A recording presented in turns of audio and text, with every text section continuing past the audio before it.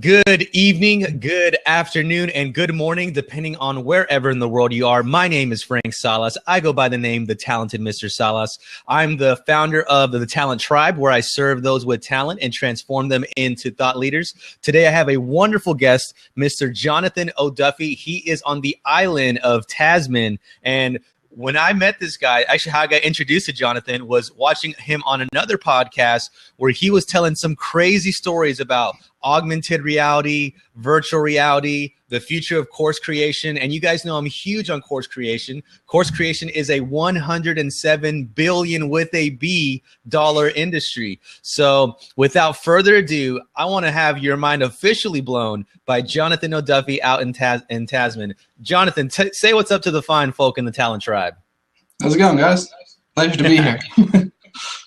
Yeah, no, it's awesome. Getting used to this whole podcasting, blabbing thing. So looking forward to it. Yeah, this is your second blab you had said earlier. Yeah, I've done like tons of public speaking and stuff at events. Like talking about stories like you heard with Sarah. But yeah, I'm getting used to this whole social media and trying to see how I can sort of help more people and get the message out there. So when Frank hit me up on Twitter and he was like, man, this is awesome. I was like, yeah, cool. Glad you liked it. And then he suggested the blab and yeah, I'm all over it. Definitely. So Jonathan, bring people into your world. What is your world like right now? It's actually pretty cool because now that Pokemon Go came out, I can actually tell people what it is I do. Because before I was like, what's your specialty? And I was like, oh, I do virtual and augmented reality. And people would just look at me and go, what?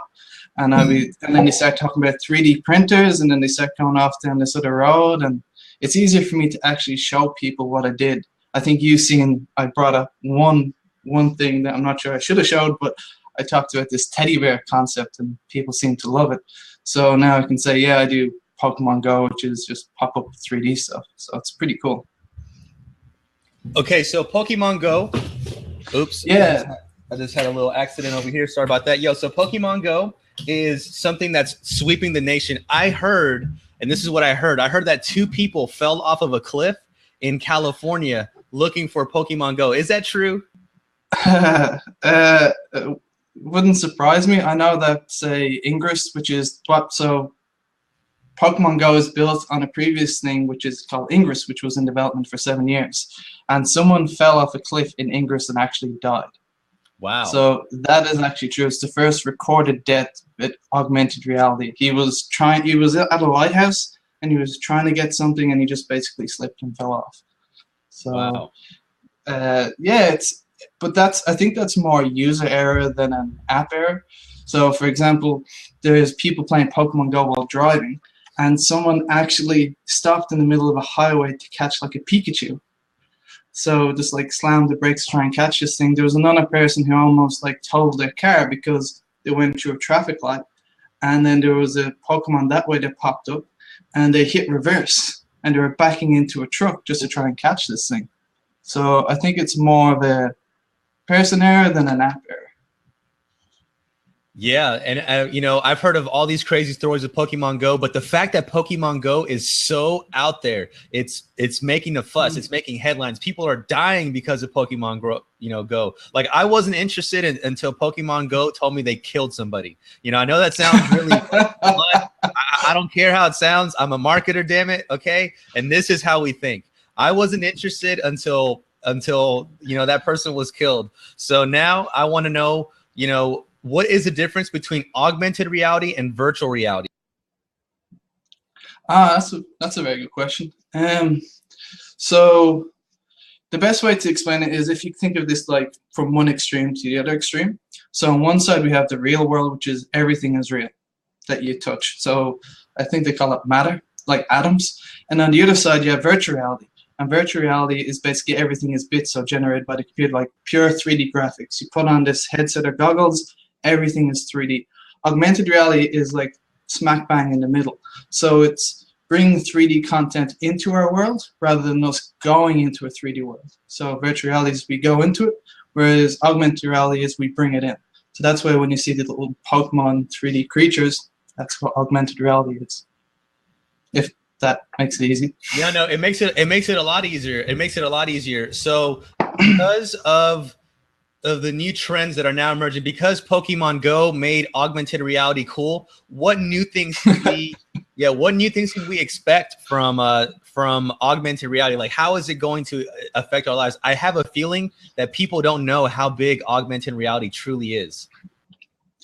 Well, augmented reality has been around for a while, and the virtual reality trend and all this started in it peaked in the 90s, and then it like dropped, like it just went into, basically it just got dropped overnight, which was really strange. And I think what happened was the technology was there, like the concepts were there, but the computing power wasn't there. So now computers have gotten so much faster. Like you can get a phone and put it into, I think Samsung Gear have one, you put it on your head, do VR. So because of mobile phones, this huge boost is coming in with augmented reality. Like I have, I think, over 13 projects for my startup company in various stages. So if you're interested in augmented reality and Pokemon Go, so I actually have a few patents coming out. So should I tell them the teddy bear? Would that be cool? You should tell them the teddy bear story. This is, by the way, this teddy bear story, I literally had to stop and go back and rewind and listen to what I just heard. I didn't think it was possible. I was like, did I just hear what I just heard? It was insane. Okay. So, probably going to get into trouble, but anyway, see what happens. So, ages ago, I was trying to come up with this. I actually entered a competition, and what they wanted to do was, I do a lot of augmented and virtual reality, not only for course creation and games and so on, but to actually help people. So I make like apps for stroke and so on. So one thing that I was approached on was, could I make some for children's hospitals? And I was like, yeah, you can. So I came up with this concept that instead of using like an Xbox controller or an iPad, that you use a teddy bear. So this teddy bear is actually like an Xbox controller. So you would play the game and interact with the virtual reality through the teddy bear. So the idea is that when a child goes to a doctor or to a therapist to get assessed, they're really, really scared. You have to sort of sit them down, and then the therapist has to figure out, is it the nervousness of the child or is it actually the child's development? So I came up with this concept that, well, if you give them a teddy bear, they'll feel safe, they'll hold it, so any sort of stuffed animal, but then they can actually express themselves and interact with the games through the bear. So all of a sudden, the therapist or the doctor can assess the child, while at the same time, the child is happy playing away and it gets into a relaxed state. So that's my $1 million idea, probably. I think that's great. Yeah. And that's is that your startup? That is your company? That's one of the 13, yeah. So I have like heaps more. So I have developed this book, which is an augmented reality sort of kids book. And I had a ton of different tech in there. So I had the teddy bear, I had virtual reality, augmented reality. I had basically a ton of things in there, and it blew people's minds. And they're like, whoa, this is really cool. And one of the downsides of working in the field for so long is I see something like Pokemon, I'm like, oh yeah, that's just Pokemon Go, and everyone goes nuts over it. But because I'm conditioned, I've seen like so much of it, and I developed so much of it that I'm kind of like, it's cool when I see people getting excited, because then it reminds me of how I felt when I first seen it. Right. So, yeah, my startup has tons of cool things. I really want to show people what I've been working on, but some of it actually has to be patented.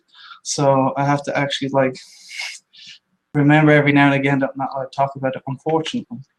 But yeah, no, I'm really looking forward to it. I'm hoping to actually, the teddy bear, I was actually looking at doing a crowdfunding on Kickstarter. So, because I developed it for children's hospitals, other people seeing it, and families and kids said, hey, we would love to have something like this. So I'm hoping in probably the next couple of months to release a,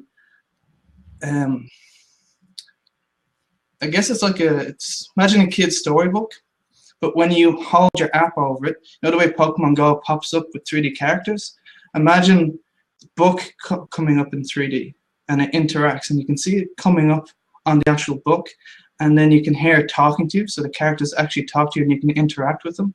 But then, I can't tell you more, but basically, yeah, imagine, yeah, it pops up in 3D. I'm I'm trying to see if I have anything to show you guys, but not at this moment, unfortunately.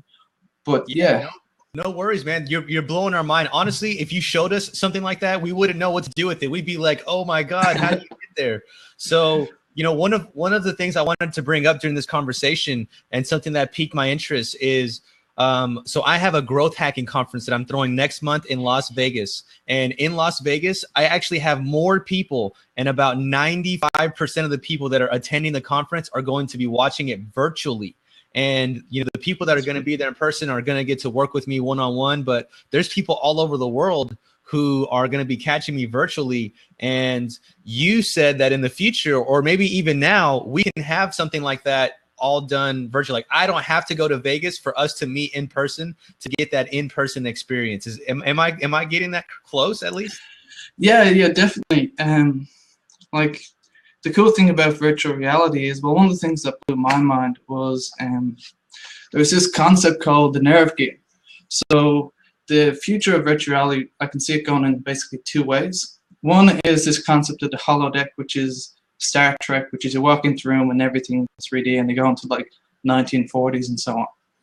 The other one actually comes from a Japanese concept from, I think it's a manga or an anime, but it's really, really cool. And the idea is that you would put on this headset and you'd go into this virtual world, but it would read the signals from the base of your neck, your spine, and you'd be controlling a 3D character.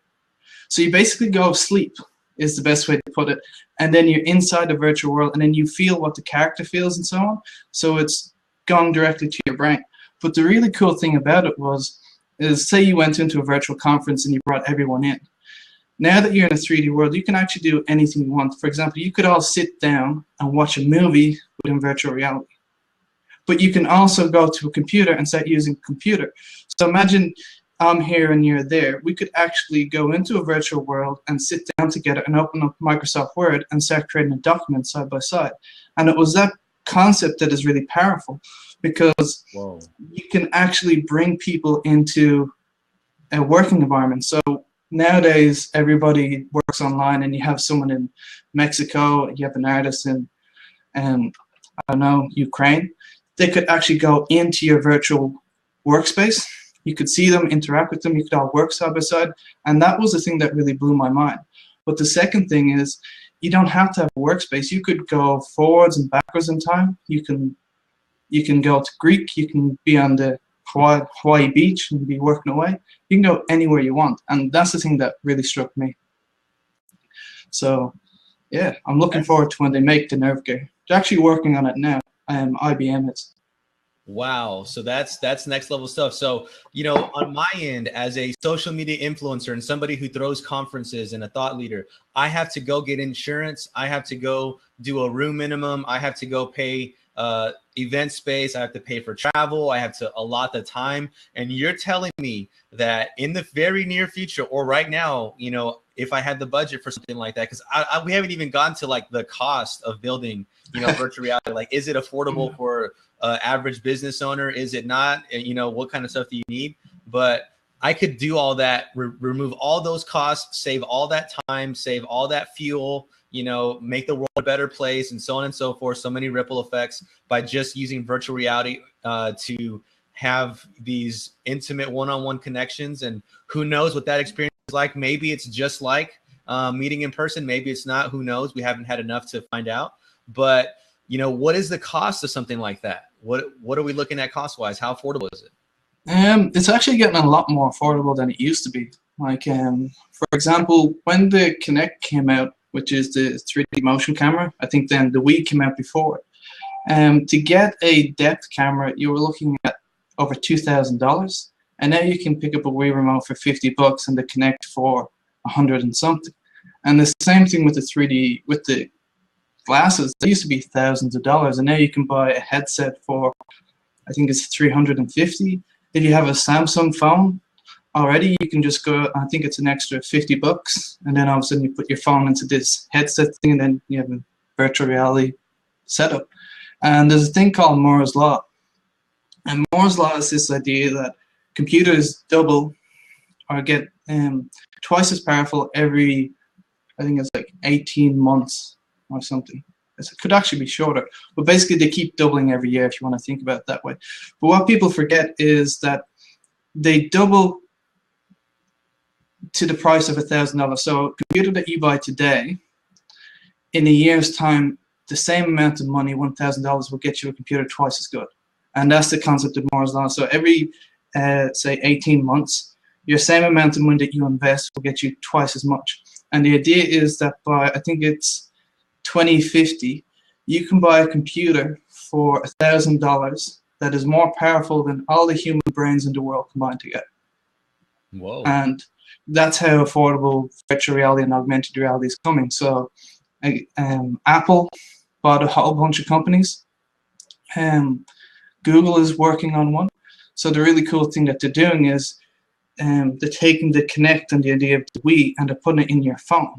So one of the things, if you looked at Pokemon Go, is like the animal's kind of hovering. So it's kind of AR, but it's kind of not. Well, the thing that you can do now with your phone that they're working on is that they can 3D scan the area. And because they 3D scan it, they now have, for example, they can scan your desk. And because they have a 3D model of your desk now, they can put 3D content on it. So now it tracks really well, now it interacts with your cup and does all sorts of things. So it's really powerful what they're doing. And that's going to be coming out in the next year or two. So. That's insane. That's insane. Okay, so earlier before the podcast, we talked about you know, people using augmented reality and virtual reality and how you were going down that arena and helping people in that. So I'm an educator right now, and you know, I educate on social media, marketing, growth hacking, emojis. You know, there's a virtual assistants. You know, you said that you're a one man, or you're not a one man show, but you're a startup. You know, and you've got all these things to do. You've got this list over here and this list over here. I help people remove those lists completely, you know? Yeah. And no, that's good. There you go, man. There you go. So, you know, but you also, so I teach people to do those things, and I have courses right now, and those courses are all built up on, you know, my own private Facebook group or my own website on its own backend. And but it's done through a computer screen. And so the next level, the next evolution is augmented reality or virtual reality. And that's kind of where you can help people in right now, or maybe an area that you're, you know, thinking about getting into. Can you maybe just shed some light on that? Yeah, I'll tell you two concepts. One is Ghost, and then the other I'll tell you what I'm doing. So Ghost is this really cool concept where I think it's the next level. So I think the first level is a book maybe. The next level is like audio, video, then someone sitting beside you and teaching you. I think the next level after that is this concept called Ghost, which I worked on, which is overlaying someone's. So Frank, I think I talked about this with Sarah. So Frank is sitting there and I'm sitting here. If Frank looked down, he would see my body overlaid onto him as a ghost. So we started this with a therapist, with this concept of like, okay, the therapist has like the stroke patient has a stroke, and the therapist needs to figure out how much they can move. Well, they can look down, they can see the stroke patient overlaid on them as a ghost, and the stroke patient sees the therapist. And the therapist can say, move your hand this way, and the ghost arm will move, and then they will follow. A really powerful concept that I found this in is you're seeing through the eyes of the expert. So you could imagine if Frank was amazing at guitar or piano, I could have a piano in front of me, and then I could see Frank's fingers moving on the piano. So he's playing the song, and then I just follow. So I get to see through Frank's eyes and see what he's doing. So I think that's sort of the next step in virtual reality sort of training, basically the highest level you can go. The thing that I'm doing is, when I was doing my master's, I was surprised by the amount of people that weren't confident in their own ability. So they were coming up to me and they were doing like, one of the things that Sarah does is she was working on this application to help train forklift drivers or pickup drivers, something like with the pickup. So they were using virtual reality to train them because they can make the same environment the same, and then they can do all sorts of tests, and then they can do things that you can't in the real world. For example, you can put people in dangerous situations. So if you have a surgeon, like one of the best examples is actually a surgeon. A specialized surgeon doing a specialized surgery might only perform that operation 3 to 5 times throughout his whole life, maybe only once. That's not a lot of training for someone to do a very highly specialized task that they might not get right.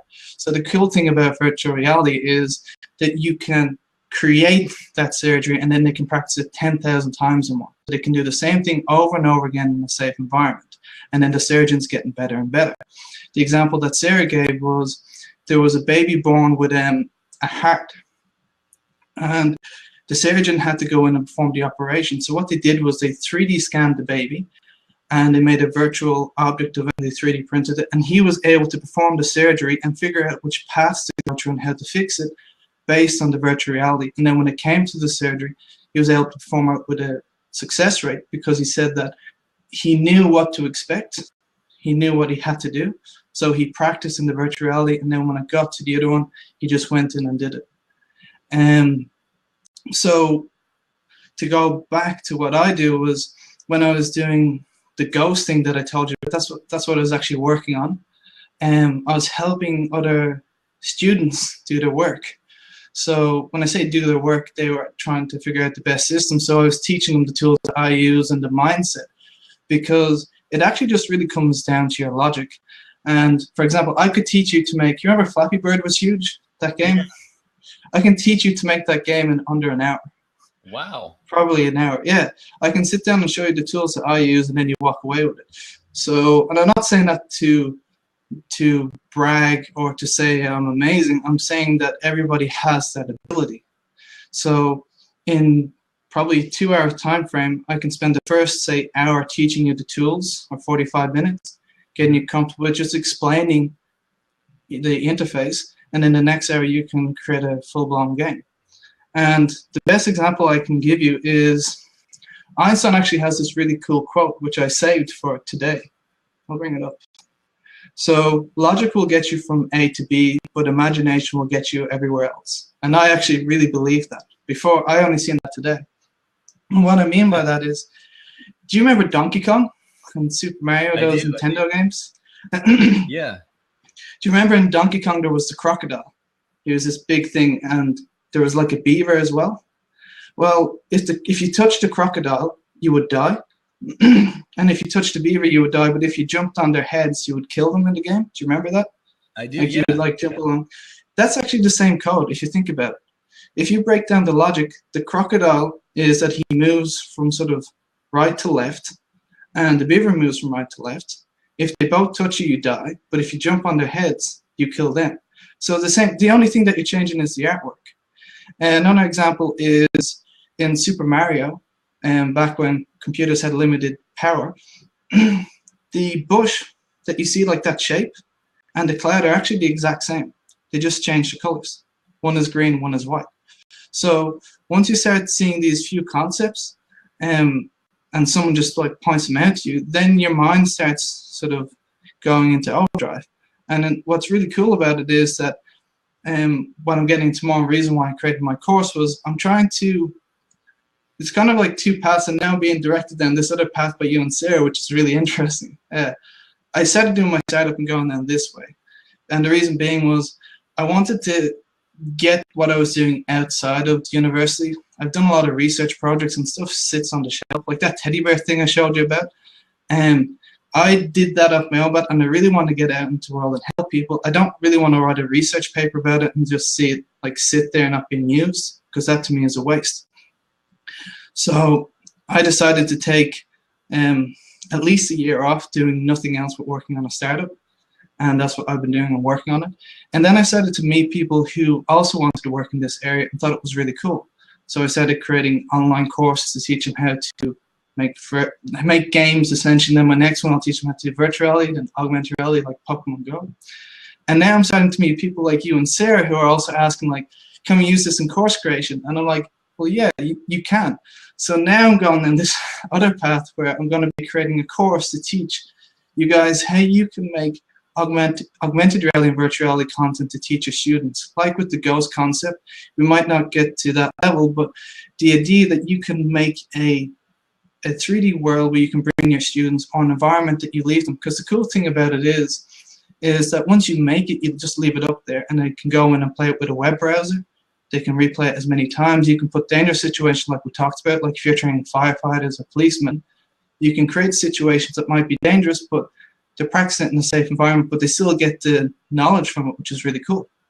Like if you're teaching kids to cross the road, in theory, you could make the child get hit by a truck if he doesn't wait for the green man, and he'd still be safe. I'm not sure of the side effects on the child's mental stages, but at least he would know I can't cross the road until the green man comes up online. Otherwise, my 3D character dies and I have to restart again.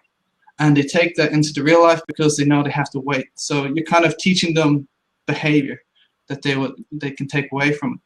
So to give you an example of what you can do with augmented reality and virtual reality is, say we go back to the surgeon idea. So you're trying to train a surgeon. Virtual reality, we could actually have it set up. They're doing heart surgery, they're doing open brain surgery, whatever. And that's in virtual reality. In augmented reality, really cool thing is textbooks are getting kind of, well, they've stayed the same way for a long time, which is where sort of my startup is going. And if you were to take a biology book or a book on, say we had a book with a diagram of the human heart. We could take your iPhone or iPad and point it at the book, and then the heart would pop up in 3D. And then you can start interacting with the 3D heart on your book. So going back to the Pokemon Go thing, if you've ever seen it, it's like in the field. So now you have your iPhone, you're pointing it at the book, the heart's up in 3D. Sorry, you can start stripping away the layers. So you can say, okay, I want to see how the blood flows. And then you can start seeing the blood flowing in this way. You can strip away the layers. I just want to see the veins. You could give it a blood clot and see the effects of a blood clot on the heart.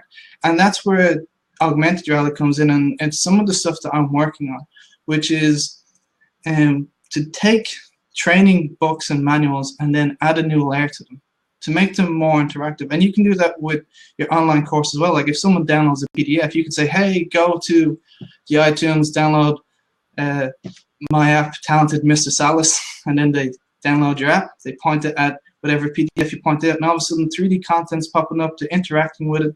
You have little mini games and all sorts of things to sort of teach them. So that's really what's really cool about augmented reality. Another example is, say you're teaching kids how to make stud walls or buildings. You could actually point your phone at the blueprint, and then you could have the house assemble itself in front of you. So you could see a stud wall going up, and like, you could have on the diagram, they might say you need, say, this many 4x4s, this many nails, this many screws. And when they point their phones at it, they can actually see it assembling in front of them. So they know how to cut it, where to put it, and where to put the nails. And that's what's really powerful about sort of augmented reality, is that you can enhance existing sort of content by just putting a new layer on. So I don't know, that was kind of a very long-winded answer. That was great. I'm in awe, honestly. I'm just, all the stuff that you're saying is like new, and I love this kind of new technology. So, to make it relevant to the people that we're talking to on this particular product, broadcast, I feel like you're sitting on a gold mine, by the way. I feel like you're in an untapped billion-dollar industry. And if you ever will require the services of a gentleman like myself, please let me know. I can definitely facilitate a lot of things down that path. But in order to make it relevant to our audience right now, and what I wanted from this conversation is I wanted to obviously encourage people to jump into the $107 billion e-learning business, which they could teach people how to make. You could teach somebody how to make augmented courses. You could teach people how to program games in less than an hour. And that is something that you could use to generate income. Obviously, you need $1 million for some type of laser or screen or something like that. So that might not be a viable option for particularly you, and maybe like grants, VCs, investors, those are the things that you're seeking. But for the, emerging entrepreneur in the online space, this is where course creation is headed. And the fact that you're in this space right now, helping people out in so many ways. By the way, I want to touch on the teddy bear thing. I think it's a great idea. And I don't recommend GoFundMe's for most things, except for things that do the most good socially. And that would do so much good, and it would help so many kids from now until the end of time, that people would get behind something like that. So I would put my stamp of approval on a GoFundMe, and I would have a YouTube video that was about you going to hospitals and you giving to these kids and having like people who are thought leaders, people who are scientists, industry experts go in there, and we can go infomercial all day, every day, and then say, for only $10, you can make this. You know what I'm saying? And I'm gonna get you your $10, baby. I'm gonna put them up there. So let's again, you know, cool. I feel like that's a great idea. It's a great idea. But to make it more relevant to these people, you know, I teach social media marketing, and so I would benefit by having a virtual place for us to go and say, okay, here's how I open up this tab. Here is where I go and click on the screen. And yeah, I could show you on a video, and that's cool. But it'd be another thing if you could like see me, hear my voice, maybe see like an avatar. And my avatar would probably be like really silly. Like I might be like a robot or something with like star eyes. I don't know what it would be. I would just be like helping people out, and we can go through that together. So what could you advise to people who are going to teach people these things? Like right now we have people who are teaching people happiness. We are teaching people to do branding. We're teaching people to be healthier. We are teaching people or educating people about the drug testing industry. We have people who do resume workshops. We have people who are, let's see, who else we got in here? We got people who are forgiveness coaches as well. So, I mean, we got certain relevant skills in those areas. How can they use augmented reality? How can they use virtual reality? How can you really, you know, help them out to put their message in a unique and remarkable way that would cause them to get more referrals? All right, I'll do two parts if that's okay. The first part is I'll tackle about the actual creation part, and the second part is I'll come back to you, and then you just throw me each one, like the crime and the drugs thing, and then I'll try and come up with a app or a theory idea for you on the spot. It might be awesome, might be terrible. So with the creation thing, the best example I can give, when you want to get your message out, you go to existing social media platforms, don't you? You do not go out and make the next Facebook or the next Twitter. And the same thing is in course creation. We use, we don't create everything ourselves. What we do is we use existing things, which is called a game engine. So a game engine handles all the physics and interactions, because why remake the wheel? And then we go another step, which is when you make your website, you can use WordPress, you can use Weebly. There's like visual page builders, or you can hire someone. So there's two options. You can either hire someone or you can do it yourself. So a lot of the stuff that I do is, I don't like remaking the wheel. Your focus is on the end goal and product. So what you can do is there's a thing called Unity, which is really cool, which is one I use. And then it has this thing called the Asset Store. So if you want to make an online space where you're a robot and you're sitting in a medieval town, you can go into the Asset Store. You can buy the medieval town for like 20 bucks. You can buy the robot for $5. You can even get them for free most of the time. And you can chuck them into the Unity, and you can use Playmaker, which is a visual coding thing, so you don't have to code all by hand. It's literally just your logic. So like left mouse click on this door opens the door. That's it. Like you just like rotate it 90 degrees. So a lot of the stuff that I teach is not remake the wheel, see what's existing out there, and then anything else that you need, you can then go on to Fiverr, or you can get someone to help you make it, or you can learn the skill set. So that would be the main thing that I would tell you guys. Like if you're really interested in the virtual and augmented reality space, is there's a lot of existing content. I wouldn't be afraid about it. Like, for example, with the augmented reality thing, there's a thing called Euphoria, and it's literally just drag and drop. You drag what's called an image target, drag it into your scene, and the way you make a game is, so in a movie you have like scenes and cutscenes. So a movie is actually made up of like, I say 1,000 cutscenes. Each scene is like, I think the longest scene that's ever done is like 6 or 8 minutes. So it's really, really fast snippets. And when you're making a game or an interaction, you can do it all in one level or scene, but generally we break it up. So when you hear me talk about scene, I'm really talking about this specific interaction or particular mini game you're doing. So you literally drag out your image target, and then you just take a photo of the book or whatever it is that you're doing. You upload it to your Euphoria service, and it gives you what's called a star rating. So 1 out of 5 stars. 5 means it tracks really well. You drag that image onto your image target, and then you just put 3D models onto it, and then it tracks, and then that's your augmented reality experience. That's it. It's really fast, and it's getting a lot easier to do it because people don't want to remake the wheel.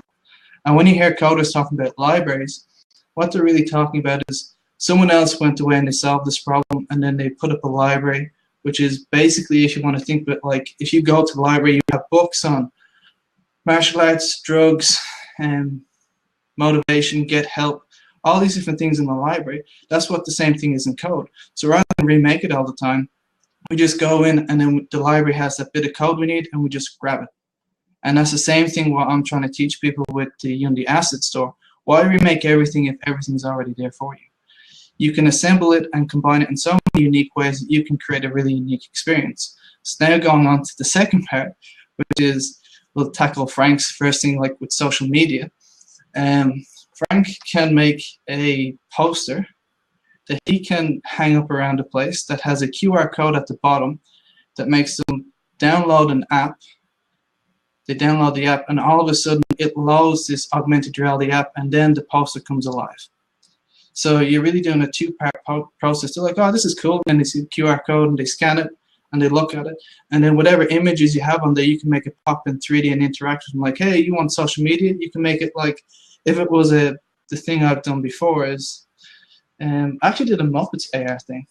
Let me see if I can find a Muppets thing. No, I don't have it. But I do have,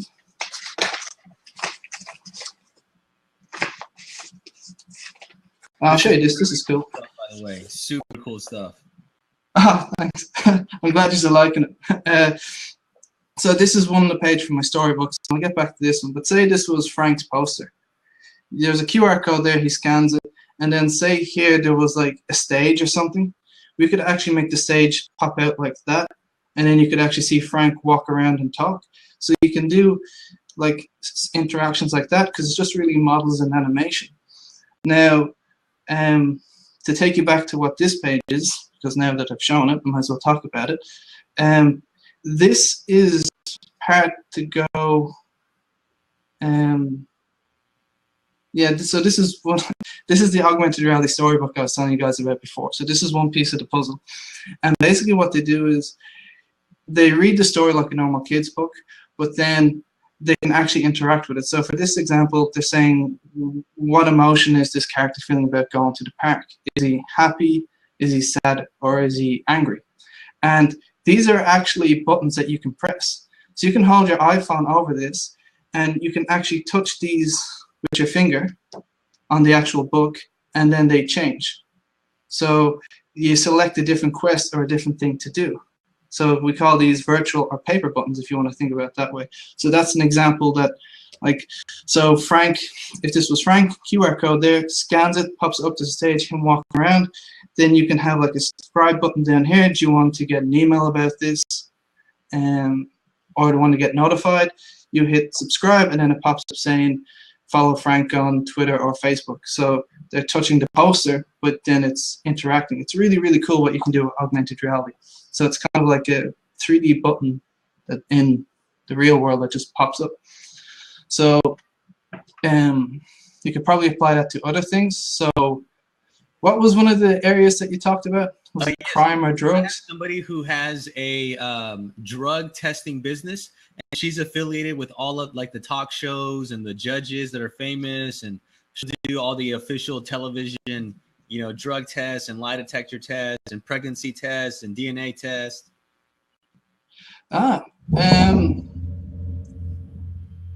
So for virtual reality, what you could do is you could do say you did a block. You could do a whole city if you want. Like you could blow it up like Grand Theft Auto style. But what pops in my mind is, say you're doing like police checks. You could have that the car comes up, and then you have to figure out what tests to do them. So I'm guessing different drugs or different chemicals that they consume, you need different tests to figure out what it is that they're doing. So you could have the car pulls up to the stop. Police are there. You have them acting in a certain way. So I'm guessing different drugs have sort of different reactions about the person. So you can make the animation of the character behave in a certain way. And then the person has to try and figure out, okay, what test am I going to use? So then they can do a test on them. Then it comes back with the results. And then they can figure out what to do from there. So they can say, do you want to do more tests? You want to let this person go? And then you have to figure out what test to do depending on the person's attitude, and if you can figure out what drugs they're doing. Does that make sense? No, it Like does, you can, that makes yeah, good sense. Yeah. yeah, you can bring it in that way, and then you can even do it like a step further, which is it doesn't just have to be AI. You can actually do what's called role playing. So you could have a room full of people. One person's playing the drug person, the other person's playing the tester. They come in, and the other person is trying to get through, but wants to get through the stop. So you have two goals. One person is they have to stop the person and figure out what drugs are on, and the other person's goal is they need to get through the stop without being detected. So you can have like this like reversal role situation, which is really cool. And the really cool thing about that is you then start to think like the drug user or the person about trying like how can I get through this test. And if you know the tests that are coming up and what to be detected, then if your role is to avoid them, then you start thinking of situations on how to get around it.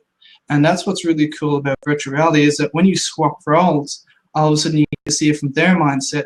And when you come up with a solution on how to avoid it, you're like, I bet you someone else is doing this as well. And then you can try and come up with a solution to counter it, and then it sort of goes backwards and forwards. That's one thing you could probably do with drugs. With augmented reality with drugs, probably more to do with the side effects, I think, than anything else. So, okay, I'm going to use myself for example. So right now I have a, social media consulting marketing business, and I like to show people how they can incorporate social media into their life, in their lifestyle. And with virtual reality, or augmented reality, I could go in and say, okay, I'm going to happy hour with my friends. What would you like to see me do with this social situation? And so they could click on the Snapchat, or they could go to their phone and select Snapchat. And then I could be recording, say, okay, this is how I record on my phone for Snapchat. This is my process of this. This is how I do that. Or if I want to make a Facebook post, this is the Facebook post that I would make. Or if I wanted to go on Periscope, this is how I would go on Periscope, and so on and so forth. That is something that I could do, and people can experience that whole process through me, and they could maybe see me take a selfie of myself through my phone. Yeah, what pops to my mind about that is, so when you're doing social media, one of the things that, because I've read a lot of strategies, I have to actually implement them rather than just reading about it, to be honest. So you have the screen in front of you, and you're putting up your message, and then it goes out into the world, but you don't see the effects of it. What Frank could do in his situation is he could have, say, like a group. So he has the computer screen, but then he puts a group behind it. So you're actually seeing the virtual group he's like targeting. So when he's making like, this is how you use Snapchat, this is how you do this, you would see the phone, say like a giant iPhone in front of you. You can see how Frank's creating it. But behind the iPhone, he says, okay, this is the group of people that this social media platform targets, and this message targets this group. So all of a sudden you can put the group behind it, and then people can start associating the message and the platform using to that group. Then you have another giant iPhone with a Facebook group and a Facebook post, and then you change the group behind it. So all of a sudden in virtual reality, Frank is showing you how to create the message, and then you can see past the message and see the groups that it would target and attract. So now all of a sudden you can see how, depending on the social media and the message you build, how you're targeting and getting different people in. I dig it. Yes. No, you are the guy that like blows minds. Like you are the beautiful mind of virtual reality, my friend. Thank you. Yeah, it's cool to know. I've kind of been in isolation, just working away. So every now and again, I look up. Yeah, no, and I feel like that's the case for all of us. All of us in our respective businesses, sectors, and industries, we are thought leaders, and we see this stuff every day. And like the stuff that you're talking about is second nature. Like, oh, Frank, you think this is cool? This has been around for decades, bro. And I'm just like, whoa, you just blew my mind. Everything you just said just blew my mind. So there's a huge future. And what you're talking about is so far advanced right now, but especially in course creation. And I know that, just naturally people like us have been reaching out to you, but that's because we see the value, and people like Sarah and I. And by the way, we're talking about Sarah Cordiner. If you don't follow her at Cordiner yeah, Sarah. she's really cool. She's amazing. If you're looking to get your course creation game on point, that's her. I kind of lightly dabble in that. That's her specialty. And I saw Jonathan on her broadcast and her podcast, and I get my information from her. But because we're early adopters and we see where things are going, we like to be in platforms first, specifically in social media, because we know that's what people are going to really be gravitated to. So the fact that Pokemon Go is such a big hit, I think that's a great way to leverage that use and acceptance, the social acceptance of augmented reality. So let's say somebody does want to take the next steps, because in the Talent Tribe, we have several people that are successful business owners. We have several people that might have some financial resources to be able to invest into their next product. And maybe some of them might want to do augmented reality. Maybe some of them might want to do virtual reality. Like, we're getting some questions right now from people asking how much does that usually cost. So, let's all lean in. Let's all get what we pay for. What's this price point going for, Jonathan?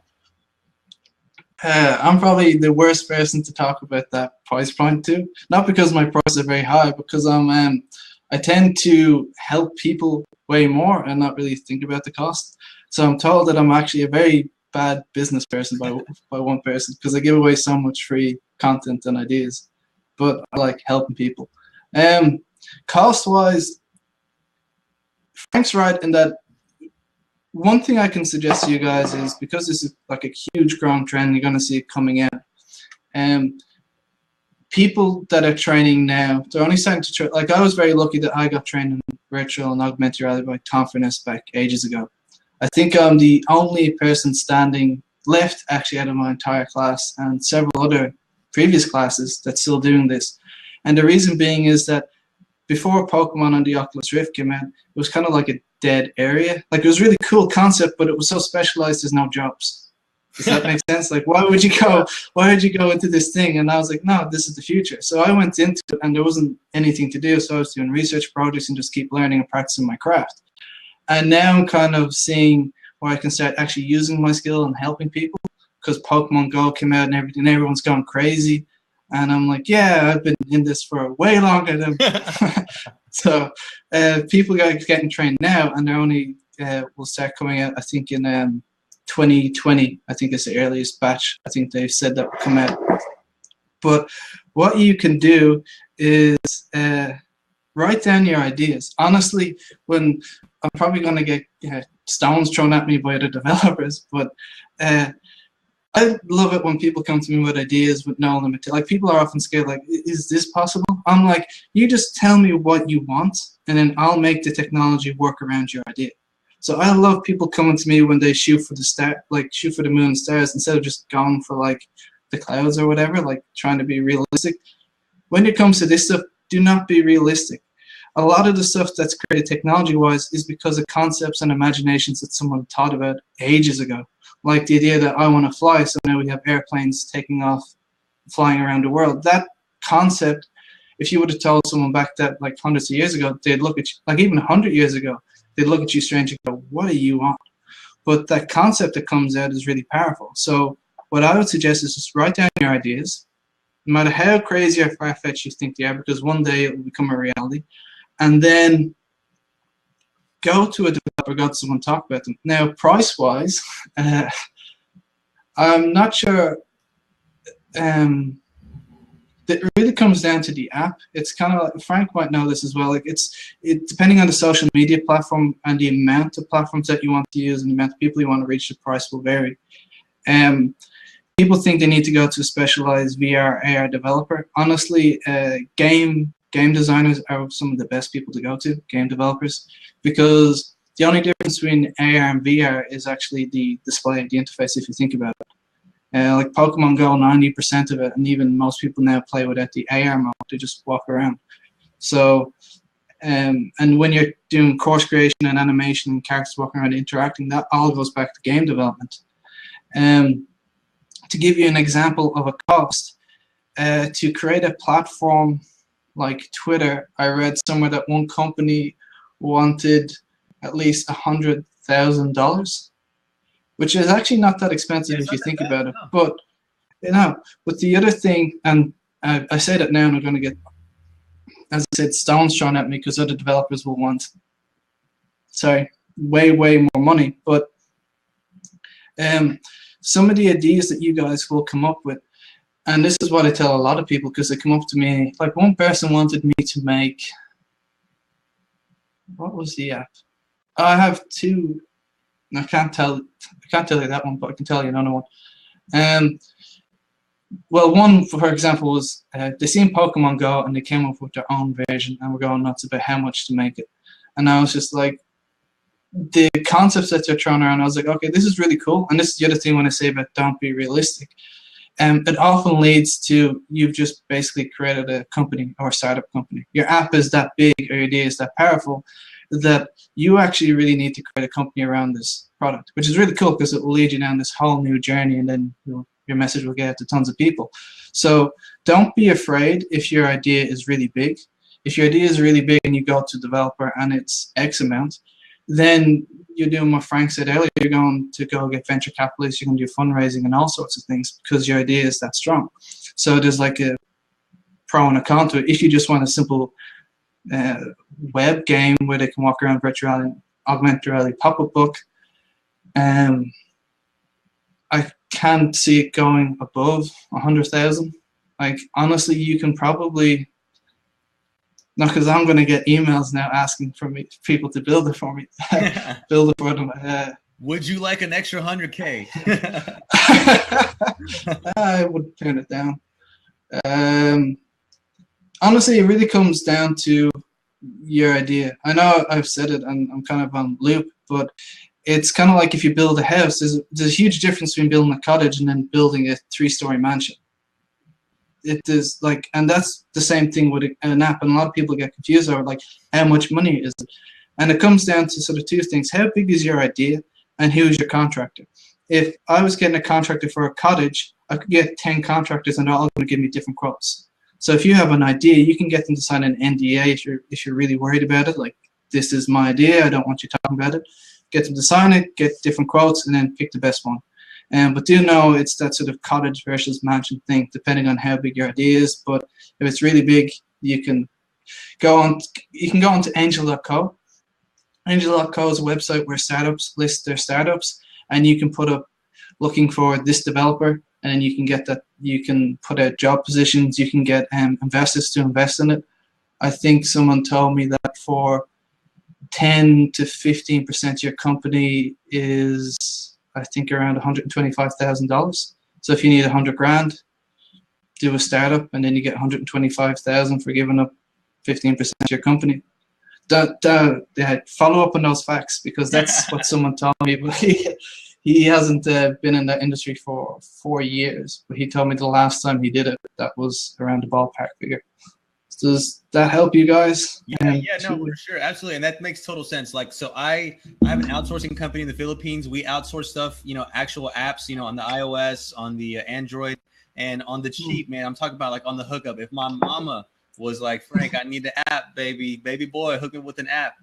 Okay, mama, it's a minimum 5-figure investment, mama. Like, if you want it done, that's what it is. That's what stuff costs. That's what stuff costs. But that's not unreasonable for all the stuff that you're bringing into the table, where in this business, at least in the social media business, or when people use social media to become a thought leader or a celebrity in their space, you get paid up to 50 grand, up to 100 grand per speech. So would you give one of your speeches, incomes to somebody like Jonathan to develop this really awesome and remarkable platform?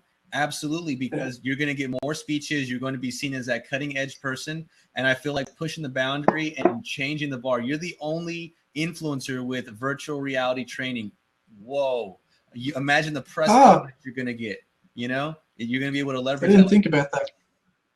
I'm actually going to be probably the only augmented reality training one is now that I think about it. I was talking to someone from, who are they? Student Edge in Australia. Nice. They have kids from sort of high school ages 12 up until 25, so they follow them all the way throughout their career and help them get a job. And they were asked about what I was doing, and then I mentioned I was doing.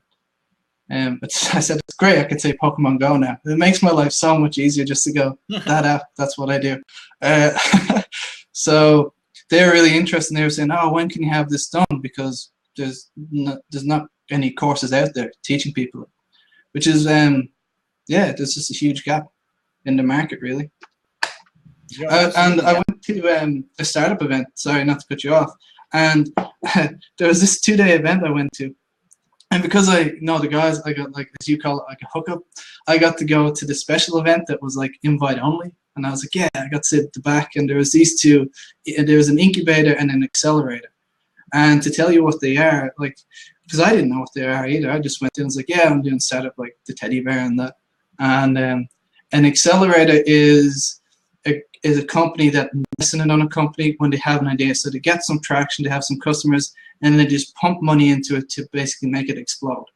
It's kind of like, I guess, what Frank does. If you have an idea and you're getting customers in, you go to Frank, and then he just makes it explode on social media, and then you sort of bring the profit. That's similar to an accelerator.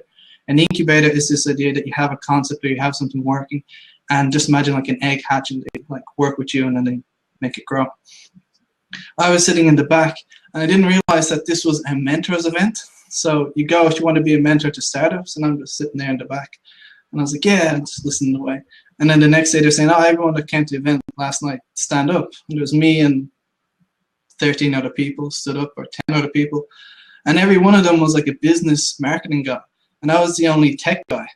And they're like, yeah, go to these guys if you want help. And then it went around, and all these like, yeah, I can help the company grow. And then came to me and was like, I can help you make it. I said, that's, you know, if you have an idea, I can show you what tools to use and build it. So it was just surprising me, like, yeah, I was the only mentor that was like hands-on. So it goes back to, I guess, the only virtual and augmented reality training thing as well. I actually won a Teachers Award. I taught virtual reality at university. I made a whole course, and my students nominated me, and they got accepted. Yeah, it's really cool. I have it with my degree somewhere.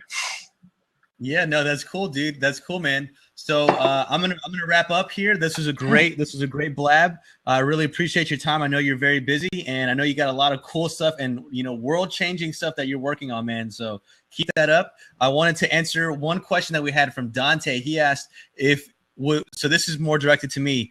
Would you create 3 price tiers for course creations for marketers? What would they be? So the 3 price tiers that I would create for marketers on online course creation, you got to realize that in the digital marketing space, the average going rate is $240,000 or $247 for an online course when it comes to social media marketing. That's like, you know, if you have some clout, or if you're, you know, pretty decent, if you're not really out there and you're just getting started, $50 is the most I would ever charge for something like that. But if you have a following, if you have a tribe, if you have people that follow you, I would do something at a $247, at a $497, and at a $997. That's only if you have people that are around you and you have an engaged tribe. And that $997 better be your $1 million service bundled up in as a form, as a prerequisite. So when people take that, then they can take the next step to work with you one-on-one, so you can further provide them value. So all of the value that's fundamental should be on a actual course, so they can go down that way. Anything you want to add or contribute on that, Jonathan? Yeah, definitely. I love the point that you were talking about with because one of the things when I was starting off was how do I get my message out there in course creation, and especially price. People are very worried about, can I charge, as you said, $249 for this? They don't actually, it's actually a confidence thing more than anything else. And I was looking at Udemy, and like, it shocked me. Udemy changed its pricing structure. The cap now is like $50. But what really shocked me was that the guys were getting like $2.50 on selling a $50 or more course. And the reason being is that when it's on sale and then you got an affiliate and then Udemy takes its cut, your cut goes like down to way, way low. And I think, like Frank's thing of the value, like you want to increase the value as you go, is really important. Think about it like someone comes in, you have a starting place and you have an end place. So what's the best thing you can give them, and what can you give them to help them starting off? So for example, what I'm working on is someone comes in to me and they want to know about virtual reality online course creation or something like that. I'm actually doing like I'm going to do a free book. So like I'm looking at doing like a free plus shipping. You cover the shipping costs, I will send you a book. At the moment, what I'm going to do is I'm going to turn it into a PDF and a webinar. So recycle a lot of your stuff as well, but don't sort of when I say recycle, for example, I'm going to do a webinar where I talk about the mindset and the logic needed behind thinking about the VR, AR space and how you can use it, everything from course creation to making games and so on. And that's going to be my free thing. So you're going to land on my page. I'm going to tell you a bit about it. You can click to watch a free webinar. And then I'm going to have an upsell or an offer saying, hey, if you like this webinar, I've also done a book. It's $7. You download it. It's a PDF book. It pretty much goes into more in depth than the webinar. You get that, so you get your first yes, which is very important, but you're also giving value. So you're helping them on the value ladder. Then you can offer to say that this reruns every Thursday, or they can watch it now, the sort of what you call that, the recording of it. After they watch that, the other thing is you get your email list. So when they enter in, you get the details, you get their email, and that's really important because now you can start sending them more value and building a relationship with them. So they've seen your web, they land on your page, they find out a bit about it, they go to the webinar, they said yes to the upsell, you got your first yes, you have their email address. Now you start building this relationship. The second thing that you can do is you can start talking to this person more and more and providing them more. Now you can say, hey, if you really like this webinar, I've got another webinar. It's $39. You don't have to pay right now. Sign up. If at the end of the webinar you do an hour, 2 hours, you feel you don't have value in it, send me an email. I won't charge your credit card. And that gets so much trust because a lot of people, 9 out of 10 people, will jump straight on that. And now you didn't bring them to your second tier. So now you're bringing your price structure up and you're giving them more value. And then the people that say no and say, I actually want my money back, that's actually a good thing because when you're going up, it's not just about the money, it's about the type of customers that you want to work with. Frank probably knows this as well. There's some customers from hell, and basically you're creating a filter process. So by increasing your value and going up this value tier, you're actually filtering out the customers that you don't want. Like if a customer doesn't want to pay you $39 for a webinar that you spent an hour, 2 hours giving them value, then they're probably not the customers that you want. I know guys who, their average things like $10,000. Like there's a guy called Grupo Media, and he did a sales video for a thing called, people from Reddit did a thing called PAD, which is to find rental properties. But long story short, is his price is about $10,000, and he said he had a client and he did it for $5,000, and the client was still unhappy, and there were so many problems that eventually he gave the money and said, just leave me alone, and just gave him his money back. So when you're working on your customers, your value ladder is important and you increase your prices, but you also have this filter process. So then after your webinar, then you can bring your $99 course, and then they love that course, then they're like, okay, I want to get better, I want to get more, and then you're building up your personal brand and relationship with them. Then you hit them with $249, and then generally once you get above, Frank can correct me on this if I'm wrong, above 500 to 1,000, I would say you're going more like a one-on-one live thing, and then you can even go, I know some people go as high as 25 and 50,000. Like how many people would pay $8,000 to come to Frank's house for a weekend and he would sit down and teach all about social media? Like I'm sure like a ton of people would pay up, and then bam, straight away you got like 10 people, that's 80 grand in one weekend. So the people are willing to pay it if they see the value in it. So I don't know if that was a long-winded answer, but that's something that I'm definitely working on, and yeah, highly recommend it. That's great. That's great, my friend. I appreciate that. Jonathan, where can people find you? If people want to take that next step and connect with you, where can people find you? Good question. Just type my name in. I think I'm the first person to pop up because I have a unique Irish name. So it says here, Jonathan O'Duffy. I have a Facebook page. Well, let me see if I can. I'll bring up my website. My website's just jonathanduffy.com. I'll paste it in here, and then from that you can then branch out and find me. You can find me on Facebook. Frank, if you follow Frank, you can probably find me through Frank's thing. Is that possible through Twitter? Absolutely. I'm not sure if you can go. And then just reach out to me. Be like, yo, I want to be in touch with the virtual reality guy. Yo, what's his number? I'll hook you up, guys. As you know, it's my job to reach out to people like Jonathan, who's doing great things in the world, who's really heavily focused on that. It's my job to find them. It's my job to connect him with potential new clients or potential new sponsors, potential new followers is people who he's going to give value to. So whether you work with him or not, Jonathan's a good dude. You can tell he just wants you to enter his space, because if you never spend a dime with me, if you never spend a dime with Jonathan, the fact that you create something like an augmented course or a virtual reality course is going to keep that society acceptance level of a new technology to keep growing and growing and growing. And long term, both of us and our sectors would prosper from it. So we just appreciate you taking the time to enjoy our complimentary trainings. And this has been another presentation directly to the Talent Tribe and all of my superstars in the Talent Tribe. My name is Frank Salas, also known as the Talented Mr. Salas. Signing off. Thank you so much for your time. We really appreciate it. Anytime. Pleasure to meet you guys. Take it easy.